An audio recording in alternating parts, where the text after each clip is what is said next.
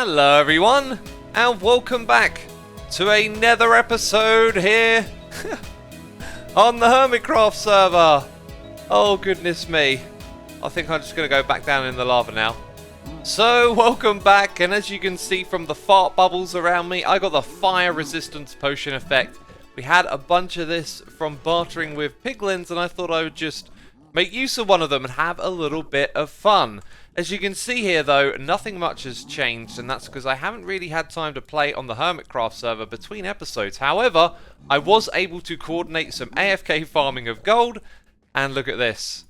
Ridiculous amounts of gold. I actually filled up my entire storage system with gold. But as you can tell from all of those gold blocks, I have crafted it all up.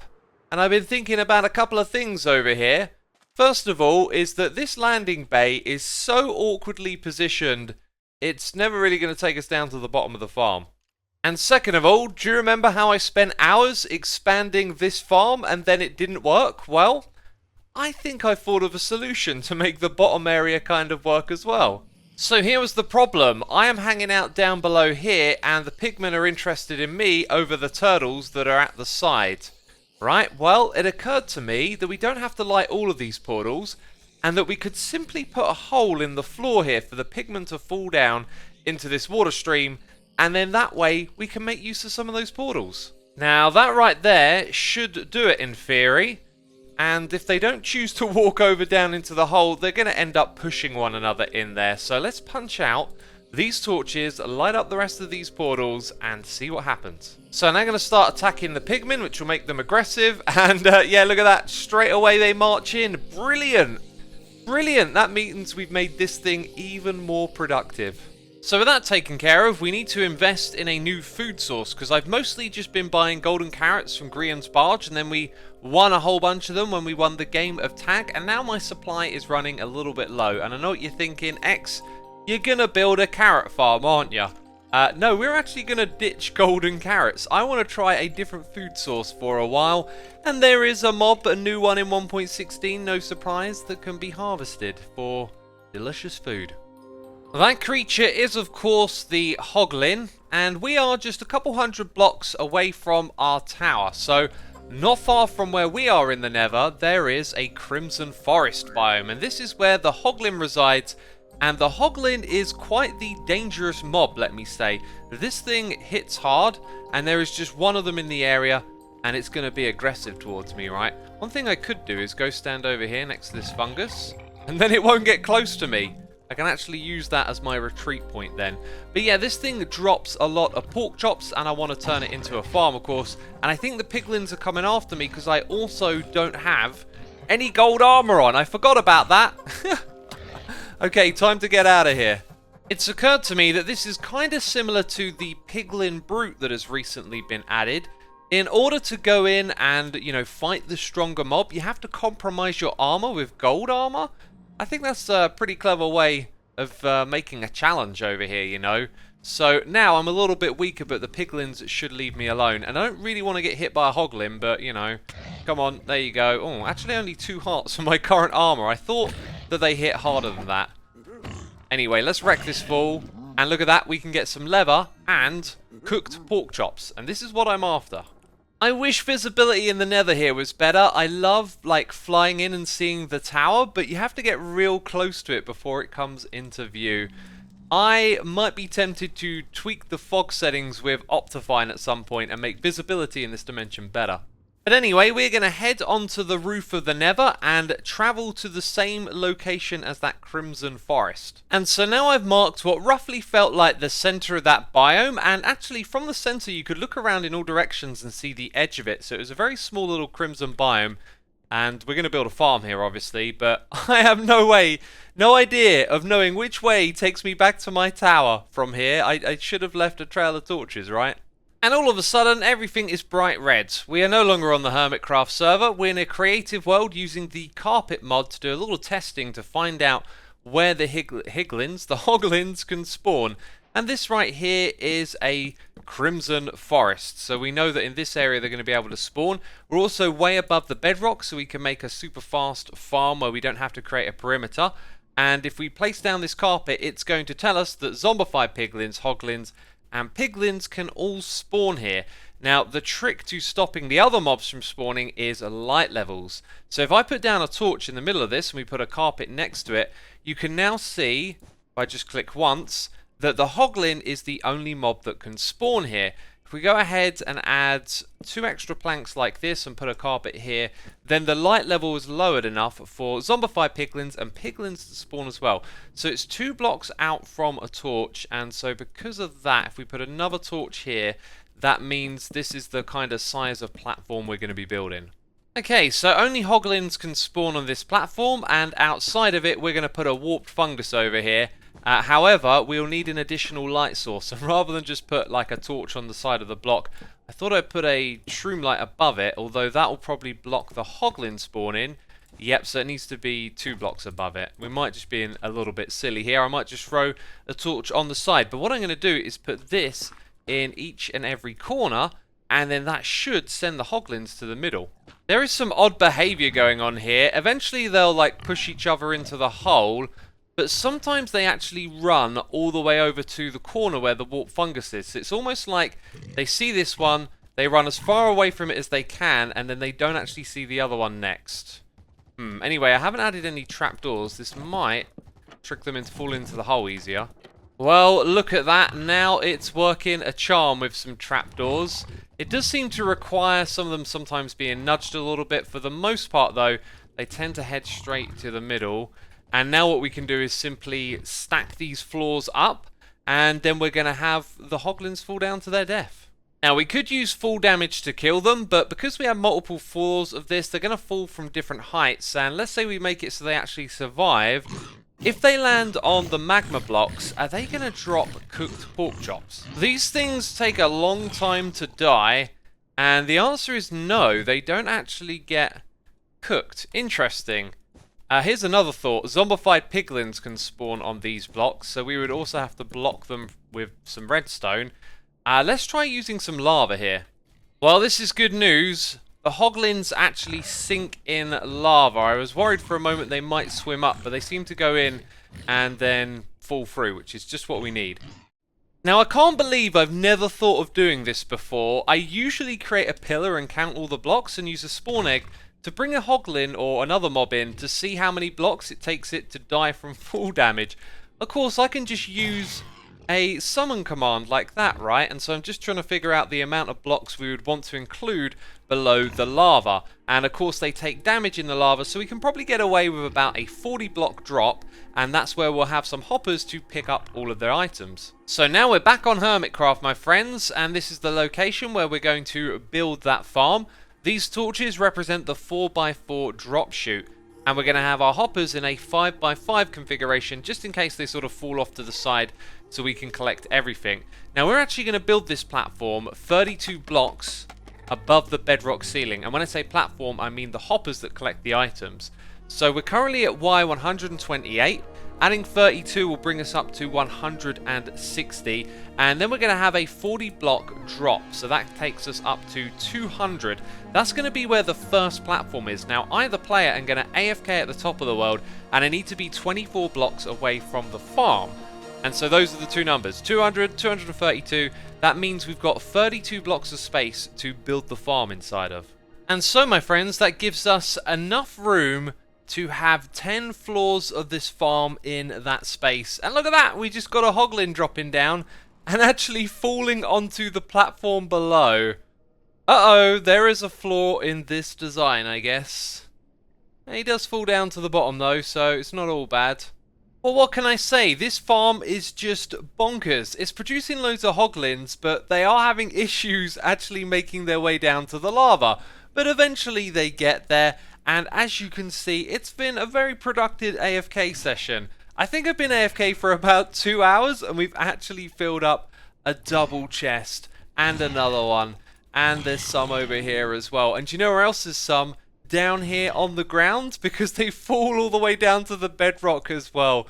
This farm could do with some definite improvements. So how are we going to overhaul this janky farm? We're going to blow it up and try again. Oh my goodness me! There it goes! TNT is so much fun. Oh, look at that. We got pretty much most of the farm in one go.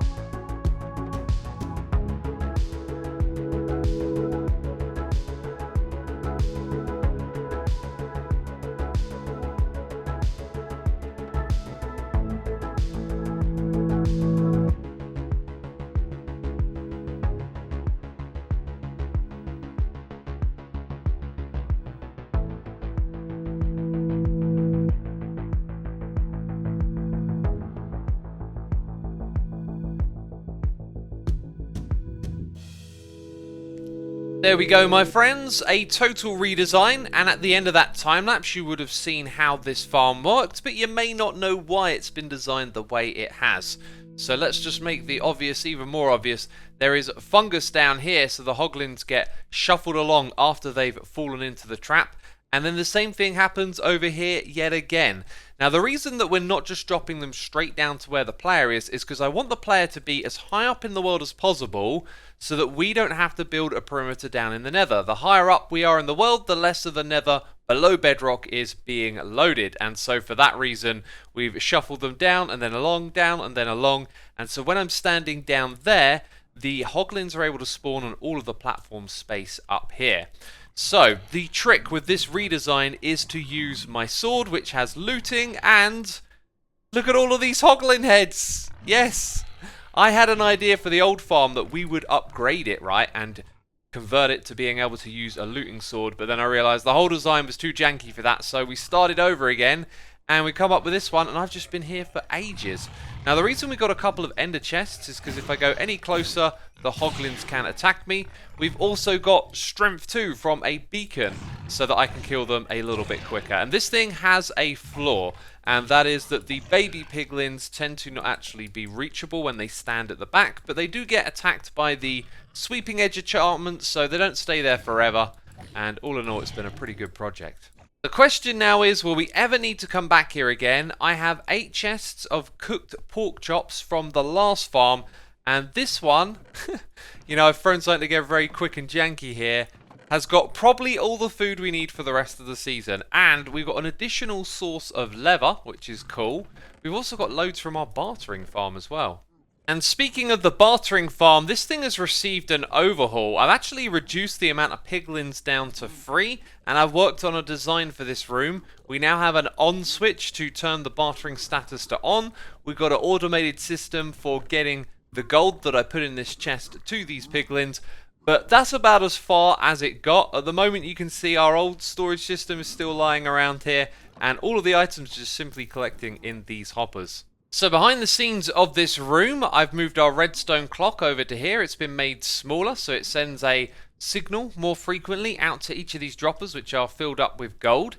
And the lamp that we turn on and off to do that also sends a signal up above and over to the minecart, so it locks it in place over here when we're not using the farm, and then it can fill up with gold ingots.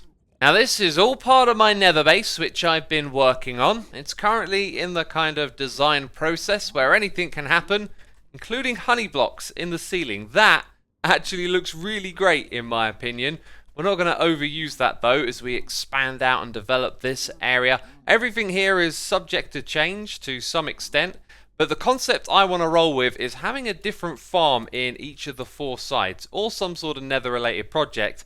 And the one over here will actually be related to the bartering system because we need somewhere to store all the items that we get from it. And there are 13 different types of stackable item, so we can put those all in a row. And then there's 4 different types of non-stackable, so we could probably add a little extra bit of storage at the end. So on this side over here, we're going to be throwing in a basic storage system for all of the stuff from the bartering. So the bartering area is almost finished now, but I'm just not so sure about the ceiling. I don't think throwing in some colour here was actually a good idea, because I want to put these two colours on either side of the room behind us. So I'm going to take a little bit of light away from the ceiling here and see if this is less intrusive. Kind of feels like it's very obvious that the colour is still there. An alternative place we could have a little bit of light is just in front of each of these panels that we interact with. And after trying a couple of materials, I feel like Blackstone just gives this a real dungeony vibe, and it's kind of gloomy here, but I kind of like that as well.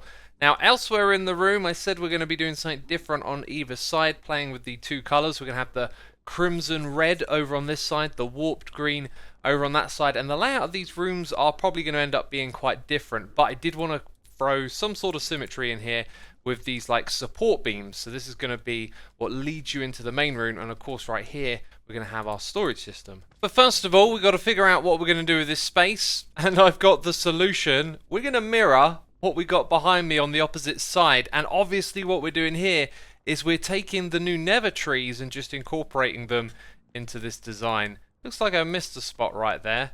Anyway, yeah, so it feels like you're going through some trees, and then that's going to lead you into the new room. And I was just wondering if the occasional like weeping vine hanging down here would add to the detail, and it certainly does. Probably going to need some string underneath it as well to stop it from growing any further than that, and that is a gorgeous little detail. We're going to have to build a farm for this at some point and put these in all over the place.